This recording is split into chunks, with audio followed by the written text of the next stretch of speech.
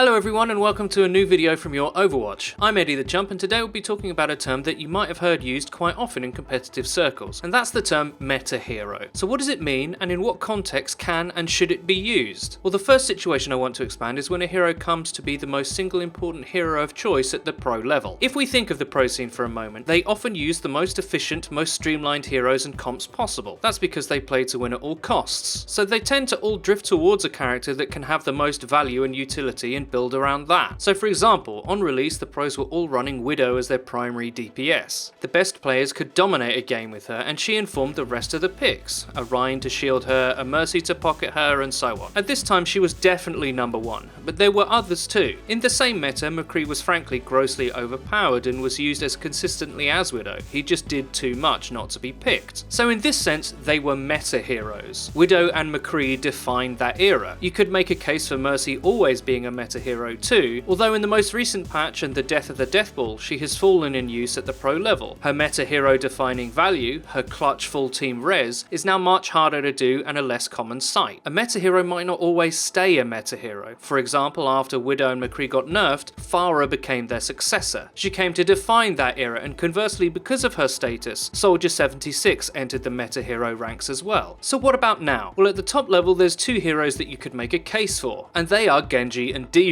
Many factors come into play here. The switch to single pick, D.Va's huge buff, etc, etc, and out of the two I would say that D.Va defines this era more. Genji can take advantage of the space she creates, and she has made defense incredibly hard. I have a strong suspicion that she will catch a balance adjustment at some point, but that's just my opinion. Genji is a meta hero currently because his role is so much more viable now. In the previous tank slash Pharah meta, he had lost a lot of his relevance. D.Va changed all that, and now the best players are capable of incredible things with him. This brings me to the second thing I'd like to unpack. There will always be a hero that sees the most use. A hero that pro teams build around. It's unavoidable. The sheer amount of heroes and abilities is an intertwined contextual nightmare, from a balance point of view at least. So if that's the case, should the developers accept this and weight the meta towards skill over everything else? Should the meta hero be a character that requires top tier skill to utilize? Say what you like about Widow being overpowered at release, but that only really mattered if the person using her was a god. And I kind of feel that's the way it should be. Characters like Genji, like Widow, should be at the top of the pyramid, because actually very few people have the skill to get enough value out of them to make it count. This is why I look to the pro scene. They are the best players,